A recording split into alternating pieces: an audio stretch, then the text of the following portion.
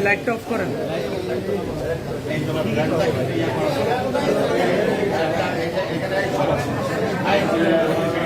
पीछे কোনো লোক দাঁড়ায় না, পিছে কোনো লোক দাঁড়ায় না।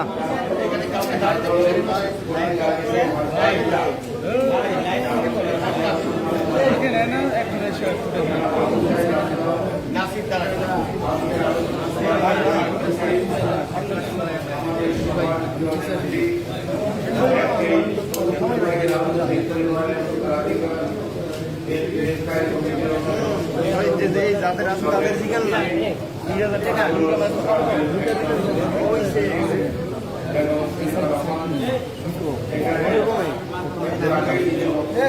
আমাদের পেজে ফলোয়ার হচ্ছে 1.1 মিলিয়ন।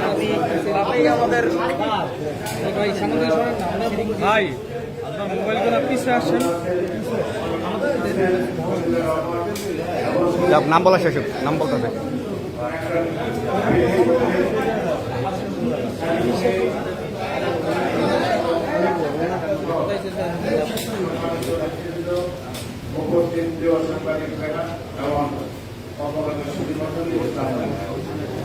আজকে জুমার দিন আমি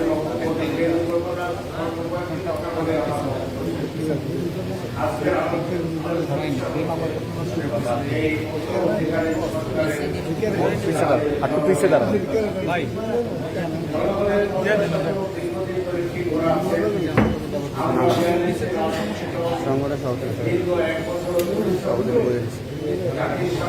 ওনাকে বলেন কিছু এবং 2013 সালের 13 জুলাই জনসম্মুখে আপনাদের সাংবাদিক কাজের সামনে সারা জাতিসংঘ থেকে যেটা হলো বাংলাদেশের জাতির সংস্কার এবং আগামী দিনের বাংলাদেশের রাজনীতির করণীয় রাষ্ট্র কিভাবে পরিচালনা হবে সেই একত্রিত আমরা জাতিসংঘ আমার মনে হয় এর চেয়ে যদি ভালো কোনো প্রস্তাব থাকে তাহলে অন্য কেউ এটার সাথে সংযোগ করতে পারে বা বিনিয়োগ করতে পারে, কিন্তু বর্তমান দৃষ্টিকোণ থেকে এই একত্রিত হচ্ছে বাংলাদেশের মন্ত্রী সভা। আমরা 2023 সালের 13 জুলাই এই জাতিসংঘ 42টি রাজনৈতিক দলের সমস্ত নেতারা আলোচনা করে কিভাবে করা যায় তারই আলোকে আমাদের প্রিয় নেতা উনি বলেছেন যে আপনার জাতির সামনে 31 দফা দিয়েছে, 2 দফার 2 মেয়াদের বেশি করা প্রধানমন্ত্রী থাকতে পারবে না। প্রধানমন্ত্রী এবং রাষ্ট্রপতির মধ্যে ক্ষমতার ভারসাম্য হবে এবং যে সমস্ত গণমাধ্যমেরা আমাদের এই সংসদ আছে বর্তমান এই সংসদে নির্বাচন করতে পারেন না, কিন্তু জাতির তাদের জ্ঞান তাদের এরা জাতির জন্য প্রয়োজন, সেজন্য উচ্চকক্ষ বিশিষ্ট আমার দ্বিকক্ষ পার্লামেন্ট বাংলাদেশ হবে। এগুলো আপনার সব কিছু কিভাবে বিচার সংস্কার হবে, কিভাবে আইন সংস্কার হবে, একটু ব্যাকে আনেন তাইলে হবে, ব্যাকে আনেন পিছনে সব কিছু সামাজিক এই যে ক্ষমতা এই ভারসাম্য বিনষ্ট হয়েছে এবং অর্থনৈতিক যে ক্ষমতা 5% লোকের কাছে সারা দেশের অর্থনৈতিক বিলুপ্ত হয়ে গেছে, 18 কোটি মানুষের থেকে হয়েছে, এগুলো বিস্তারিত করে আছে। আমরা আগে থেকে এই কর্মসূচি দিয়ে রেখেছি। বাংলাদেশের আমরা 17 বছর রাজনীতি আমি 150টি মামলার আসামি, যারা আসলে ছিলেন না বা সাথে আমার মধ্যে প্রায় 50টি মামলার সাথে আমি এই সিঁড়িতে একটা উঠে কষ্ট করে থাকেন, আবার উঠেন এবং আমাদেরও বল যায় এইভাবে কখনো আমরা এইভাবে সম্পর্কে আমাদের ফ্যামিলির মেম্বাররাও পরিবারের মেম্বাররা থেকে বাদ দেয়। অতএব 17 বছর আমরা রাজপথের থেকে 65 লক্ষ নেতা কর্মী আমাদের মামলার আসামি। বাংলাদেশের এমন কোন নাই, এমন কোন ধারণা নাই যেখানে বিএনপি নেতা কর্মীরা আহত হয় নাই, এরকম নেতারা জেল খাটেন নাই।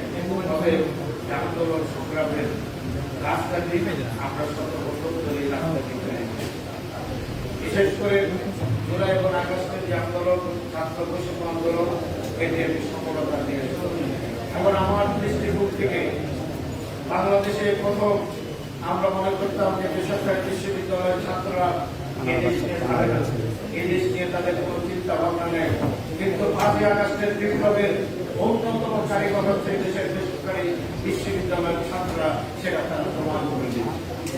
আমরা বলতে চাই, সেদিন যদি 5 তারিখে মধ্যরাত থেকে বেসরকারি বিশ্ববিদ্যালয় কলেজ স্কুলের ছাত্র না আসতো, মিরপুর থেকে যদি বেসরকারি বিশ্ববিদ্যালয় স্কুল কলেজের ছাত্র না আসতো, আবার বলতে হয় যে north south university, GIB, east West BRAC এবং কানাডিয়ান ইউনিভার্সিটি সহ আইবি সহ আপনার এই সমস্ত ইউনিভার্সিটিগুলো যারা বাংলাদেশ থেকে একেবারে এই পর্যন্ত বাংলা থেকে সমস্ত রাস্তাঘাট, আইডিয়াল স্কুল কলেজ এবং এই সর্বপ্রথম বাংলাদেশ এটা হচ্ছে এই আন্দোলনটি যদি না হতো, সবাই যদি শ্রমিক যদি মেনে না আসতো, তাহলে আন্দোলন সফল হতো। তাই আমরা বলতে চাই, আপনার কারণ বক্তব্য আমার নেই। আমার বক্তব্য হল এই আন্দোলন সার্বজনীনভাবে আমরা 17 বছর ধরে আন্দোলনের রাস্তা তৈরি করেছি, তার মধ্যেই এই আন্দোলন সফলতা লাভ করেছে। শেখ হাসিনা 40 বছর যখন খালেদা জিয়া যে বাড়িতে বসবাস করেছেন, সেই বাড়ি থেকে তাকে উচ্ছেদ করেছেন, জনগণ আপনাকে দেশ থেকে উচ্ছেদ করেছেন, ঠিক কিনা? আজকের প্রকৃতির প্রতিশোধ এমনিভাবে হয়। তাই আমরা বলতে চাই, আপনার সমস্ত আমাদের রহমতুল্লাহ বলেছেন, বলেছেন যে আপনার সমস্ত নেতা কর্মীদের রেখে আপনি হেলিকপ্টারে করে আপনার